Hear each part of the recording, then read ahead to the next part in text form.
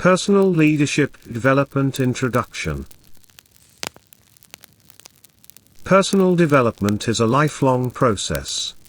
It is a way for people to assess their skills and qualities, consider their aims in life and set goals in order to realize and maximize their potential. The process of improving oneself through such activities as enhancing employment skills, increasing consciousness and building wealth. Personal development focuses on discovering your own identity, as well as enhancing knowledge and skills. It may be about exploring talents, taking steps to improve your health or making lifestyle changes, as well as striving to fulfill a personal aspiration. On the other hand, professional development refers to skills in the workplace. These credentials can be earned by taking academic courses, through on-the-job training, or by attending conferences. For me, personal development can be anything that helps you go after your best self. There are several different topics within the personal development world, but they all seem to fall under 5 major categories. The categories are mental, social, spiritual, emotional, physical. The 5 areas of personal development. 1. Mental. The first of the 5 areas of personal development are all about growing your mind. You can partake in many mental personal development activities. Some examples are taking a class, reading a book, or watching an informational YouTube video to improve your skills. By setting aside some time each day, or each week, you can see growth in your career, increased productivity, and so much more. My favorite activities to do in this personal development category are reading books on my industry, listening to podcasts, and taking courses. 2. Social. This category is all about improving your communication. In my opinion, this category is the most overlooked. However, social personal development is an important activity to practice.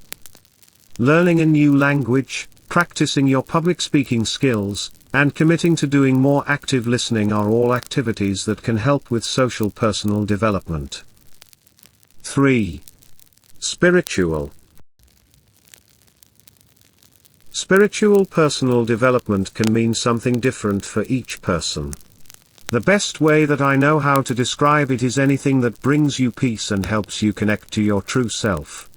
The activities that fall under this category can be anything from spending time in prayer and reading your Bible, to taking a nature walk or meditating. For more examples, check out this article. During my spiritual personal development time, I like to participate in a Bible study or connect with people from my church. Discussing the message from the sermon on Sunday fills my cup up unlike anything else can. 4. Emotional. Emotional personal development can be, well, emotional. Because of this it can be easy to brush it off. I've done my share of doing this. I have realized that it wasn't healthy behavior. The reality is that holding in your emotions, and brushing them off, only makes it worse when they finally do come out. Some examples of what you can do here are journaling, tracking your mood, talking to a friend, or even a counselor. 5. Physical. We've made it to our last of 5 categories. By now I hope you are seeing that personal development, practiced right, is all about the whole self. We aren't only focusing on one aspect of you here. That will be important to note when it comes time to choose your personal development activities. Physical personal development is about a lot more than exercise. You also want to consider eating and sleeping habits, to name a few, to get the full picture of this category. Some activity examples include working out, getting 7 to 9 hours of sleep each night, meal prepping, and going to regular checkups at your doctor's office. By creating healthier habits around exercise, healthy eating, and sleep you will be on your way to be your best physical self. What are the lines of work? It all starts inevitably with a fine analysis of oneself. Because to hope to improve, it is essential to know yourself well. Mode of operation, motivation, strengths, weaknesses, self-confidence, charisma, management of criticism, bad habits, the ways of personal improvement are many and varied. Everyone will be able to find their way around and structure their personal training plan. For example, we identify 4 major areas of work in terms of personal development. Self-relationship. This is about aligning your professional life with your true self, understanding how it works, analyzing its strengths and weaknesses, motivation levers, career desires, detecting and analyzing its obstacles, its sources of dissatisfaction, etc. in order to gain in efficiency and develop a certain serenity.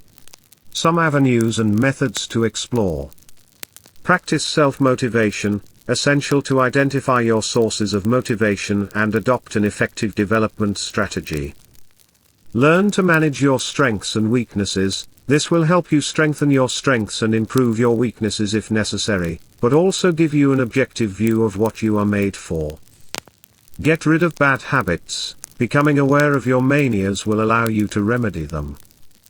Get to know yourself, a simple and very effective method that will make you, among other things, gain in authenticity and become aware of your dark side. Improve concentration at work. Learning to identify sources of distraction, understanding your functioning will induce better concentration, a guarantee of efficiency, productivity and time savings in your learning in particular. Learn to read faster. By training your brain to spot the key elements of any document, you will be able to read more and more efficiently, which saves you time. Build and use a decision tree. Here is a tool that allows a detailed analysis of the options available to you for a faster, efficient decision. Relation to others. Given that humans are not made to live alone and that they need others to exist and flourish, it goes without saying that it is essential to work on this aspect of our personality, that is our relationship. Others. It is therefore a question of harmonizing our mode of interaction with others, our way of communicating, exchanging, behaving in public, but also the relationships that we maintain, or sabotage, with those around us. Develop interpersonal skills. Social intelligence is a pillar of communication and a significant asset for managing your career, bringing together your employees, establishing your leadership, etc. Practice active listening. Fully listening to your interlocutors without judgment is an essential quality for managing, negotiating, convincing, inspiring, but also being heard. Knowing how to say no. To refuse intelligently and fairly is to respect yourself and others. This will help you assert yourself, establish your authority with your collaborators, etc. Make a good first impression. We usually say that we don't have twice the opportunity to make a good first impression. Your interlocutors will remain on this feeling as to your personality, your skills, etc. that they will have at your very first contact. So, you might as well take the time to work on this meeting, and put the odds in your favor. Communicate accurately. Verbal and non-verbal language are the foundations of successful communication. Delegate effectively, controlling your time, motivating your employees, optimally orchestrating talents. All this depends on your ability to delegate. Getting to know your new employees. Your first contact with your new team will be decisive for the rest of your mission and the posture you adopt. Relationship to his experience. It is important to be aware of the weight of our past experiences in our present actions and behaviors. All these elements are the keys to being able to move forward better and overcome obstacles, assert oneself, establish an authority or a certain leadership, take a step back or even rebuild after a failure. To discover to work on this aspect. Knowing how to bounce back from failure. Resilience is a significant asset, both in private and professional life. Boost your self-confidence. essential to be a minimum credible in your managerial posture and impose yourself as such and establish a climate of trust within your team.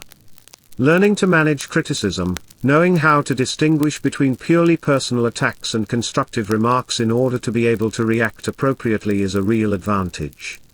Develop your charisma. Presence and magnetism are two essential qualities for a manager concerned with naturally inspiring and leading his troops towards success. Relationship to values. The objective here is clearly to be in accordance with its own convictions and values, both in its management style and in its adherence to those of the company. Respect for one's inner self is the basis of real authenticity, and a certain serenity in his posture as a manager.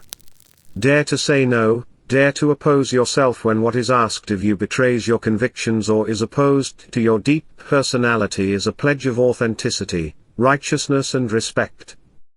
Develop your emotional intelligence, becoming aware of your emotions and the impact they have not only on you, but also on others will allow you to have a fairer, more upright management posture. Use mind mapping, to map your thoughts and understand their path. Practice meditation, mindfulness, to manage your stress, be open to others and respect their differences, better manage your emotions and take the necessary distance in times of crisis.